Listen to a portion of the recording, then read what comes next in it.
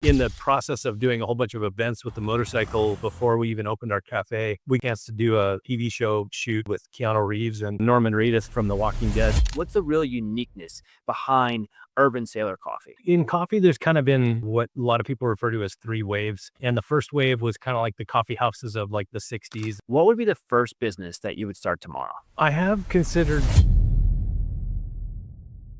Welcome to the Art of Kaizen for Entrepreneurs, growing 1% everyday podcast. Hello and welcome to the Art of Kaizen for Entrepreneurs podcast, where we can discuss how to grow 1% every day in both business and itself. Today, we have Tyler Anderson, the co-founder of Urban Sailor Coffee. Urban Sailor Coffee's journey started with a sidecar motorcycle coffee bar, but now they have multiple locations across Salt Lake City, Utah. They are recognized as one of the only Nordic-style coffee roasters in the city. Today, we're going to talk about how Tyler started his journey and how they developed the business into Urban Sailor Coffee, what it is today. Thank you, Tyler, so much for joining me. Thank you. You know, it's exciting to sit down with a restaurant owner, a coffee shop owner. We've done a lot of these podcasts with other marketers, and you see all these different variations of the little piece that they do to grow their businesses and the clients that they have. But sitting down with you and being able to really dive into a specific business and understanding the backstory of the business is, I think, why a lot of our marketers, real good marketers, exist in this world, is to get that story out there. So can you give us a breakdown of kind of how this whole thing started and how you got to where you are today? Sure. It's kind of an interesting story, I guess, because I did start as a marketer out of college. I went to work for an internet-specific company back when the internet was very new in the mid-90s. Basically, we were an agency that did websites for auto manufacturers and their dealers. And so I moved to Seattle to work for that company and kind of launched my career into digital marketing, which lasted about 27 years. And so I really was more of a digital marketer for a long time. A lot of that was doing business development for tech companies that did digital marketing. So I wasn't doing the marketing myself. I was mostly putting together partnership deals. But as my adult sons started building their own careers, and during COVID, during the pandemic, a couple of my sons that had moved out, moved back in. They were furloughed from jobs. One of them really wanted to be in restaurant base and had worked in culinary for about 5 years. And I asked him what he wanted to do and with his life. And he said he wanted to own a coffee shop or a bar or something. And I thought, I've actually had that desire myself, like to own a coffee shop, because I was kind of a coffee nerd from back in the 90s when I used to go to coffee shops in Seattle. And so we kind of put together this idea to launch a coffee brand during the pandemic. And we thought starting on a motorcycle made a lot of sense because people couldn't even go inside the year we started. And so we thought, we'll just drive this around downtown Salt Lake and people can come up and get an espresso and a latte right from our motorcycle. Oh, how incredible. I can't tell you how much I resonate with you, Tyler. I started in a restaurant with my father, and the fact that you guys built that and the way that you took that initial approach of, like, where most people see this as a diminishing factor or something that harmed their business. You saw it as an opportunity to create a company, and so powerful to start it with your family. So that's how it started with the sidecar. That was 2020. We're in 2025 now. How's it developed since then? Yeah, so it's interesting. I kind of approached it as a proof of concept, to your point. And I thought, this might not have legs. It might just last, for a year or something, but at least it'll give Archer something to do while, like, he got furloughed from his restaurant job. And I thought, oh, this will give them something to do. And maybe this will take off. Maybe it won't. But if it doesn't take off, I'll have some really awesome, like, hand-built Italian espresso machine from my house. And, we'll just go on from there. But it did take off. We did some music festivals, we did some street festivals, we did some art festivals, and people started really liking it. Started growing on social media. And I thought, I think people are resonating with the brand, with the story, with kind of like the style of how we're doing things. And so a spot opened up by the neighborhood park that I used to take my kids to all the time. And so this space, it was unfortunately a pandemic business that couldn't do the business. They were teaching painting classes, and it closed during the pandemic. And I was like, that could be a perfect coffee shop, and kind of the style of coffee shop I wanted, which was the coffee shops I used to go to in Seattle in the 90s were, kind of think Central Perk off of Friends, where you got the Chesterfield couch and, it's just a kind of a local third space hangout. And so we turned that first cafe into what I always envisioned having in my neighborhood, which was a really cool coffee shop. Oh, that's incredible. And today, if I'm not mistaken, you're about to open your third location in Park City? That's correct. Yeah. Yeah. We just got released a couple weeks ago, and I met with the architects today, and it's gonna be a really cool space. So Beautiful area too. I for the first time visited a few weeks ago, and saw what Park City really has to offer. And you're really opening up. I think your overall ambiance that I'm seeing from the website is going to resonate so well there. But I got to ask, from a marketer's perspective, right? You have this degree in marketing, you have the background in marketing, and then you start a business. yeah. Over 90% of businesses will fail over the first 5 years, right? You coming in with that knowledge and understanding of success and failure within the marketing degree, did you look at starting this business differently? Did you have different, say, KPIs or structures that you saw when you built this out to ensure that once you saw it had legs, and once you saw it was going to grow, that you looked at it in a little bit different light with that marketing background? Yeah, that's a good question. I think because I understand digital marketing well enough to know that, I could turn some dials and really measure things without like investing a ton of money to see what worked and what didn't work. I think I approached it that way. I think building the brand was part of it, but then also like figuring out like, let's use social media to our advantage. We're small and nimble. Let's also, use as much of like Google keywords and, search engine tactics and also, boost posts and do things that don't cost a lot of money, but can have a big return. We also got pretty lucky that first year in the process of doing a whole bunch of events with the motorcycle before we even opened our cafe. We got a chance to do a TV show shoot, and it happened to be with Keanu Reeves and Norman Reedus from The Walking Dead. And they loved our motorcycle and the concept because it was a motorcycle themed show, The Ride with Norman Reedus. And we were able to get a lot of content from that. And we had to wait for a full year before the TV show aired before we could, we'd signed NDAs saying we wouldn't release any of our footage until the TV show aired. But once it aired, we posted those videos and we got like, I think we got like 3 or 4 million views on TikTok and like a couple million views on Instagram. And that really propelled the brand a lot that first year. Beautiful. So open up an opportunity for PR. You understand different marketing avenues so that you're leveraging organic social, paid social, you're doing SEO on the website. So you really structured a foundation for success in the sense of marketing, and then started creating the company and building the company. And today, your sons and your family, they work with you now in the restaurant? Yeah, so it started kind of around my second oldest son, who is the restaurant guy, and he's an ambitious young man and stuff. So we're equal partners in the business, which is great. I would love to have him here on the podcast, except he's covering for one of my baristas that called in sick this month. Oh, so you boots in the ground too.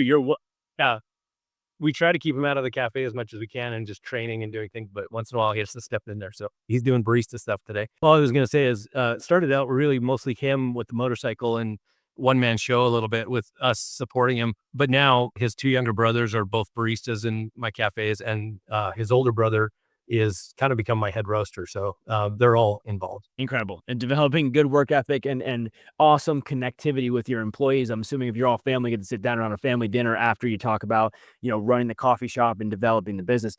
It gives a unique perspective to how to manage, right? And how to actually structure a system internally where you have to, I'm assuming, remove emotions, right? I worked with my father for many years, so I know how difficult it can be, right? Remove emotions and set standards and structures in the business. Can you talk a little bit about that, of how when you brought your family in, how you guys kind of came together to set up how to be consistent? Because if you're opening location 2 and location 3, you must have a consistent and a scalable process that you have in place to get the coffee that you have and create the ambiance that you've created. Yeah, that's a good point. Yeah, and we have 13 employees now, so they're not all my kids. I only have 4 kids, not 13. But yeah. So yeah, that is a challenge sometimes, like making sure that one, I'm not favoring my kids, or vice versa. I'm not being too hard on my kids versus, another employee. But like, I've had to have those conversations with my sons that, sometimes they'll come in to a shift late and things. And I'm like, hey, you're making it really hard for me to set boundaries and set rules with the other employees that are not family, if it looks like there's favoritism and stuff like that. So we've had a few of those conversations over the years, but honestly, it's been great. And working with my sons has been a bigger blessing than I even anticipated. Like I would say our whole story born out of COVID is one of those like really positive things that came out of COVID. Like I think it gave me a chance to kind of reevaluate my like kind of final years of my career, like how I wanted to finish things out. I'm in my 50s and I was like, I really kind of want to scratch this entrepreneurial itch and try this out. I think I would regret it if I didn't. So So I think COVID gave me that little nudge to say like, hey, now or never, let's do it. Scratching an itch and flourishing in the process, right? I mean, like I said earlier, there's a high percentage rate of failure and it comes to entrepreneurs and starting these businesses. And you've really broken through the mold. And if you've lasted over 3 years in this industry, it means that you must be profitable. You're developing new locations. You're in a position of growth and in a position of scale, which is incredible to see. I understand now, and I think that the listeners here understand your why you created this business, and kind of what was the core reasoning to put the whole thing together. Let's go into the how process. What makes you guys unique? You brought up a little bit of that Nordic style of developing coffee. Can you dive into that a little bit? What's the real uniqueness behind Urban Sailor Coffee? Yeah, good point. In coffee, there's kind of been what a lot of people refer to as three waves. And the first wave was kind of like the coffee houses of like the 60s. And think of like So I Married an Axe Murderer, where he's like in there spouting poetry and stuff. The second wave was kind of brought on by Starbucks, Pete's Coffee, and things like that. And they really brought a lot more people into coffee, which is great. And so I have a lot of respect for, those organizations for what they did. But the second wave kind of happened in the 90s, and they were still roasting really dark. And so they offer some light roasts now, but they're kind of still known as being like a second wave coffee experience, where most of the coffee is quite dark, and picture like really dark, oily beans, in the hopper and things like that. Third wave coffee is really just come about in like the last 10 years. And it's kind of been a return to independent, smaller cafes, like stuff like ours is, where it's like usually locally owned, and the focus is more on the coffee experience. And if coffee were steak, someone like me would describe it as, we don't do our steaks well done. We buy really good cuts of meat and we cook it kind of medium rare, so you can taste all the flavors of the steak and really experience it.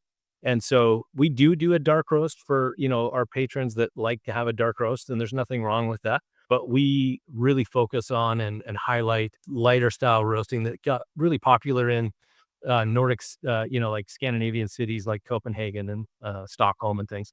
It's gone global, and if you go to South Korea or Australia, you're going to get these light and medium roasts as well. But I would say it's still a thing where a lot of coffee houses are kind of still stuck in that second wave, and we are one of the few in Salt Lake that have kind of embraced this third wave of Nordic roasting. Well, I'm not gonna lie to you, Tyler. I am a coffee fan through and through. I got 2 cups in front of me that I've put down already, and I will be in Salt Lake City this Friday, coming to see you and buying some of this coffee. Now that we've kind of got through the why and we got through the how, your process, let's explain a little bit more of the what. And when it comes to restaurants, developing an ambiance, developing a positioning where people are comfortable to sit down, especially at a coffee shop, is super important. Can you walk me through the process that you went through in developing a scenario where you created something that could be fast casual, where they can come in and get a coffee real quick? It could be comforting, where they can sit down and connect to Wi-Fi and be there for a few hours. And it kind of fits in both of those needs. How do you create that? Yeah, that's a good question. And I would say it's one of our strengths. It's probably one of my strengths in terms of what I bring to the table in the co-founding partnership that my son and I have. He has worked in more restaurants and kind of knows more about the food service side. I have probably been like a wannabe architect designer my whole life.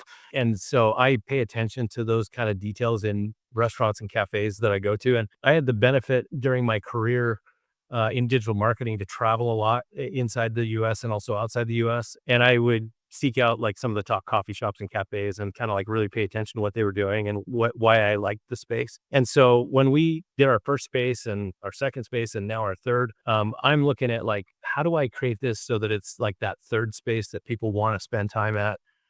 We purposely have chosen locations each time that don't have a drive-through option, because we don't want to get tempted to do that. We could make a lot more money doing drive-through, and it's the reason why Starbucks and other coffee businesses have gone that way, is the way to generate more fast revenue for sure.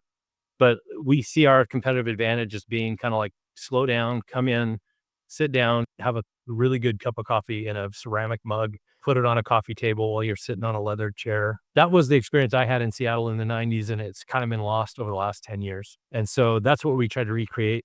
A lot of coffee shops, third wave coffee shops, even here in Salt Lake and around the country, have gone to also a Scandinavian kind of design style, which I would describe as kind of like a lot of white and just like very, which actually, if I pan around my house, I have a very Scandinavian modern house. So there's a lot of white and a lot of natural woods and things like that.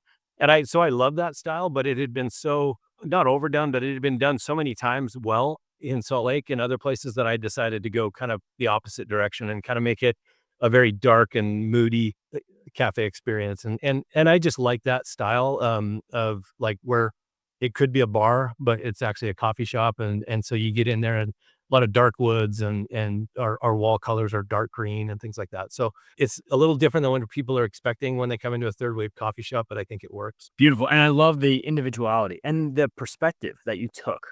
For the business owners and entrepreneurs listening to this right now, understand how he didn't come at it with just his personal perspective. He took the understanding of what he's seen in the world. He took the understanding of the competition in the local area and found something unique that still fit the local consumer base, but created something that would we in the marketing space would call blue ocean, right? And advertising where in a position where you're not in a heavy advertising or direct competition with, say, Starbucks or Pete's or anything else in this commercial space, but unique to his own taste. I absolutely love that, Tyler.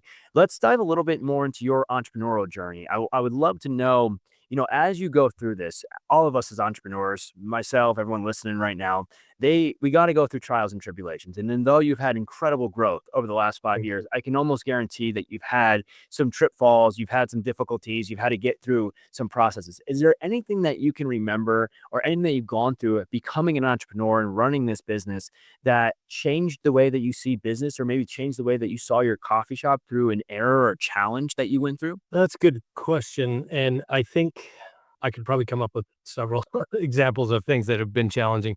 I would say it's easy to fall into the entrepreneurial trap of revenue minus expenses equals profit.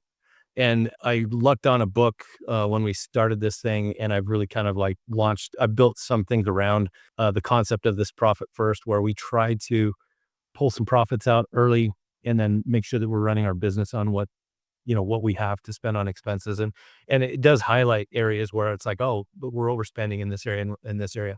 And so I do follow that kind of Mike McAllowitz profit first mentality, and it's helped me a lot. Yeah, I guess I would say that has highlighted other things. Like I realized part of our expenses were out of whack, and I started looking at, hey, what is this point of sale costing me, and is there other options that could give me all of the features that I really want, but save me on either transactional fees and also just like monthly fees and stuff. We're in the process, and it's painful right now, of switching our POS system. And we had gone all in on the POS system that we currently use. So that was like not just POS, but payroll, reward systems, gift card systems, scheduling software. So like we're switching all of that right now, and I decided to switch it now before I open my third cafe, just so I don't have to switch a third, but it's painful. So I'm spending a good portion of my weeks doing that right now.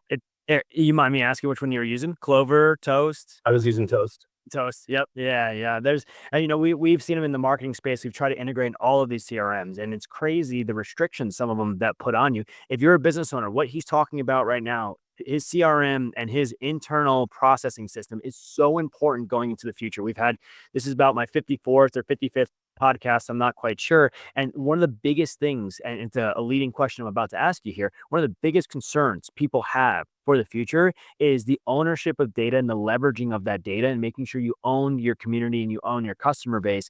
And some of these platforms are extremely restrictive. You need them. You need them to have there to organize and have a structure. But if you're not going to let me put a metapixel on unless I go to Toast Pro, right? Like you can't even track the advertising that you're doing. It puts you in a very odd space in 2025 and beyond, right? So yeah, this is something that as all business owners, I went through this personally in 2024 of understanding not just your cost of goods, but operating expenses, and then understanding how to really work through those numbers and then find out what the business needs to function at the most efficient capacity to get what you need to the customer, to consume the data that you have and to understand the data you have, but to stay profitable and stay lean and stay scalable. Love it, Tyler. I mean, it's something I think all the listeners here can definitely take in. That leads into my next question. Where do you see your business going? Where do you see Urban Sailor Coffee going the next 3 to 5 years? Obviously, you have a third location about to open, but do you have any other ventures or any other ways that you want to break off and grow this business? Are you going to buy 20 more motorcycles and start running around town and selling through motorcycles again? What's the future hold for Urban Sailor?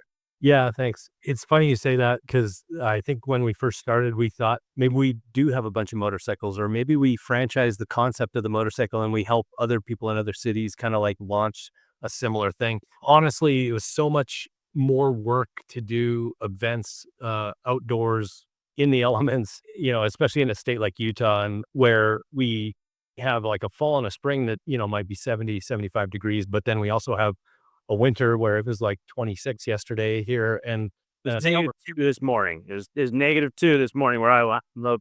It's cold. It's very cold. And then in the summer it can get up to like 110, and so being out in the elements on a motorcycle where we had just an umbrella over us, was challenging sometimes. And just the logistics of setting it up and not setting it up. We like the cafe experience. I think we're going to focus on that. We love that we started on a motorcycle. We're going to continue to use it for events and as a marketing tool. It's kind of become we call it the mascot for the business. And so we have it on t-shirts and hats and all kinds of stuff. And so we love that, but I think you'll see us open a few more cafes. I do want to keep it family owned. We have had options and opportunities already to consider franchising and things like that. We don't really see ourselves doing that at this point. I have the benefit of, yeah, I'm in my 50s, but I've got 4 sons that are in their 20s. And so I see myself kind of doing this as long as I can do it and then riding off into the sunset and they can kind of take it from there. And so I think we can keep it a family owned business, but we'll see. I would like to expand outside of Utah at some point. I grew up in Alberta, Canada. I've got family property in Montana. We'd love to maybe have something up in that area and maybe some other areas too. I've got family down in Phoenix too. So we could expand outside of Utah, but right now it's nice to be able to drive to each of our cafes within a half an hour. I love that. Well, what about the B2C online space? Are you going into corporate whatsoever? Are you going into direct online sales? Am I going to be able to get my Nordic roasted coffee beans shipped to my house? Is that in the future for you guys? Actually, we're there. We're in the future right now. So, on our website, we actually are shipping. We don't have a huge online retail operation, but we do have some. And I would say that every week we're probably mailing out about 20 orders that are outside of Utah. I've got customers in New York. I've got some in Seattle. I've got some in California. I've got some in Florida. Got some in Atlanta. No, I'm missing some, but I take these packages to the post office every week, and we've got some loyal customers that are out of state. We're not shipping out of the US right now. I think that's something in our near future that we'll start doing. We just need to make sure that we understand all the tax implications of shipping internationally, but that's something I'd like to do. We also, I would say the biggest thing, and I've got a prop here.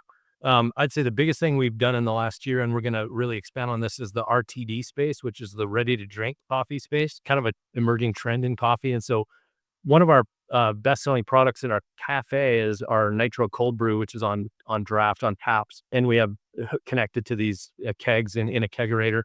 But it was so popular, we found a place in Phoenix that would can it with nitrogen gas in the can, and so you shake the can and it comes out kind of like a Guinness, if you are familiar with that. So it kind of cascades like a Guinness and creates a head and everything like that. And so we did a pallet of these cans, and we've already sold through a pallet, which was like 2,400 cans in the last 6 months. So I just ordered 3 more pallets, and we're going to introduce a second flavor. This one is kind of a brown can. We're coming out with a green can too, which is a different origin of coffee. And so we're really excited about that. I think that's going to be a big growth area for us. We've got it in some local grocery stores, and some other coffee shops and bakeries are carrying it in their grab and go fridges. And we're going to try to expand on that and try to get into some more grocery stores. Awesome. So if you guys are in the Utah area, or if you are looking for a good quality coffee, you recognize that cup, make sure you grab it. I'll tell you personally, I'll be trying it this Friday to let you know how good it is. But I love this, Tyler. You've had incredible story, starting off with venture with your family, something to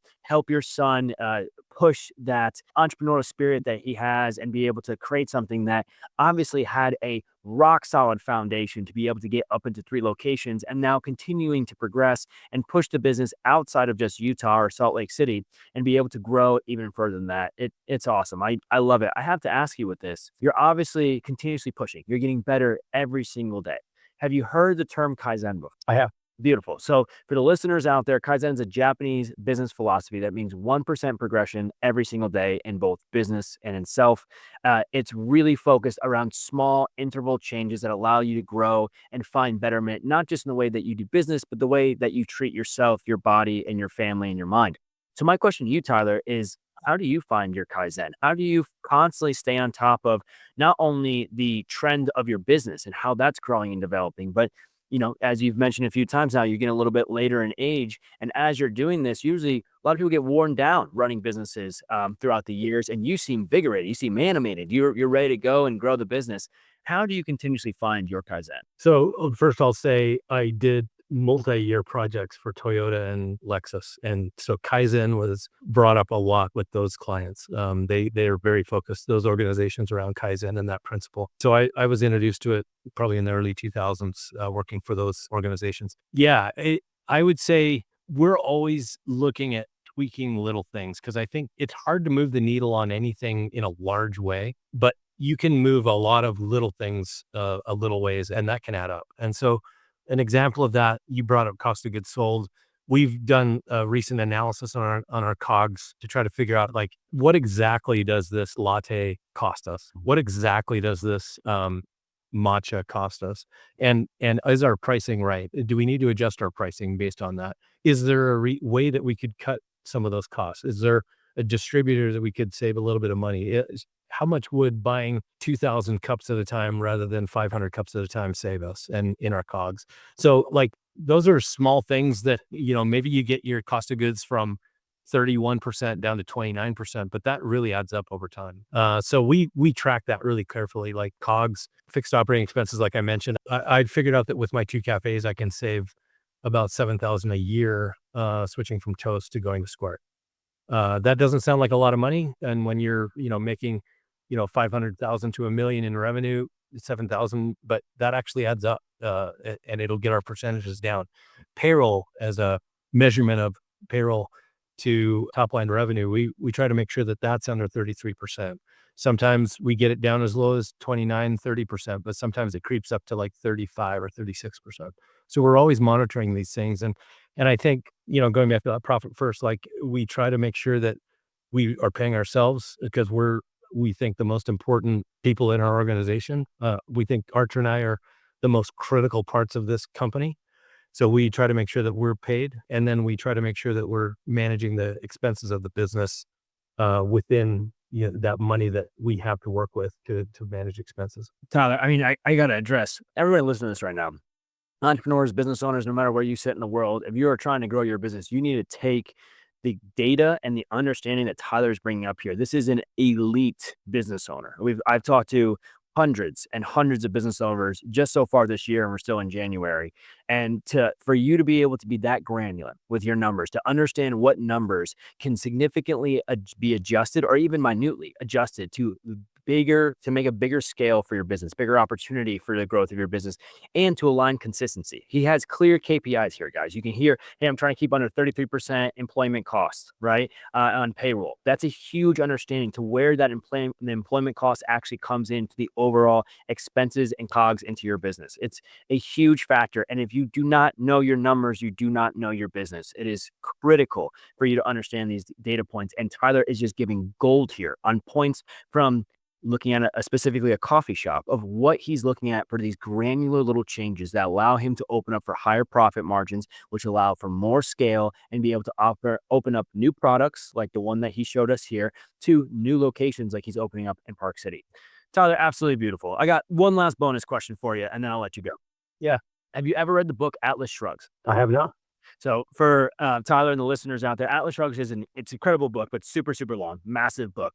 But the concept around the book is incredible. I love it. The Atlas Shrugs talks about that the world is moved forward by business owners. Entrepreneurs like you, myself, and the listeners here, we put the world on our shoulders and we move the world forward every single day with our businesses. Ideas and concepts are great. And yes, if you execute them as an individual, you might be able to move a little bit of this universe that you're in.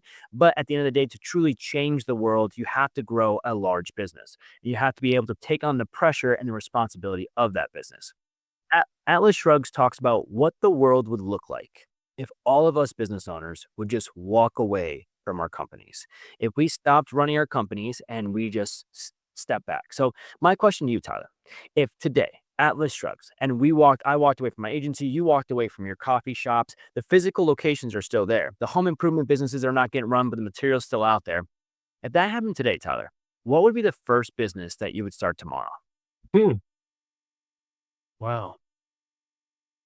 I have considered, because I've gained a lot of new understanding and information about small business and how to start a small business. I have considered, like, if I wanted to start something new, it might be more of like a very targeted consulting type organization that like would take on a brand that I thought had potential and help share some of the knowledge that I've gained and like take it to the next level. And so it might not be, but then I also think, like, I've got another itch about bars that I wouldn't mind scratching. So, like, I've also thought, like, okay, I could take this coffee shop concept that I've kind of built and the knowledge and know-how of running a coffee shop, and now let's open a really kick-ass bar and, like, in the right location and just the right style and everything else. But, yeah, like, I don't know that I wanna deal with the bar hours and all that kind of stuff myself, but, like, it could be kind of a cool thing to do. So, I love. one of those 2 maybe. I can give you a recommendation. Yeah. Go check out the Starbucks. I know it's a competitor, but go check out the Starbucks in Chicago. It is a 4-story Starbucks. Have you been there before? Okay. So you know that top floor where they have the alcohol? I mean, if you roast some sweet coffee and you can make some espresso martinis on the back end of your already existing coffee shops, I think you might have the best of both worlds there, and you might be a happy man. Well, it's funny you say that 'cause, part of the reason I went dark and vibey with my cafes is because there was a coffee shop in Seattle that kinda turned into a bit of a microbrewery at night, and I know there's several around the country, but, that was one that I used to go to, and I was like, "That would be cool." So we've considered doing that. It's a little tough in Utah to get a full bar license, but we probably will get a beer and wine license, which is a separate license for our cafes so that we can at least do, like, beer, wine, and charcuterie boards at night and stuff like that, and maybe just open up on the weekends. So, yeah, I think we'll use that as a test to see if we can actually run a bar and if we like it. Oh, absolutely beautiful. Tyler, thank you so much for your time. I mean, incredible story, incredible background, an amazing structure, and understanding that you started this business for the love of your family, for the development of your generations, and to pass something down to your kids, as well as having that foundational structure that allowed you to ebb and weave and flow around what's actually working in your company, from boosting posts to SEO factors to developing an ambiance that's individual to your company. You really have created something very, very unique here. And I really think that the world deserves to taste your coffee, not just Salt Lake City. So, Urban Sailor Coffee, awesome. Thank you so much for the time. Can you give us a little breakdown, if someone's listening to this right now, where they can find you, where they can contact you, where they could buy some of your coffee? Yeah, thanks. I appreciate that. Urbansailorcoffee.com is our website, and at Urban Sailor Coffee is our Instagram. I would say those are the 2 most active ways to find us and to order from us and to communicate with us. If you go under at Urban Sailor Copy on Instagram and direct message me, I'm the person that'll respond to you, and I'd love to talk to anybody that heard this podcast and wants to reach out. Truly boots on the ground, doing every part of the business. I absolutely love it. For the listeners out there, if you've made it this far, make sure you like, comment, and subscribe. All the information for Tyler's locations for Urban Sailor Coffee are going to be down in the description, as well as a link to his website and his Instagram. Thank you for listening. Thank you for following. And Tyler, thank you so much for your time today. Thank you so much. I appreciate it.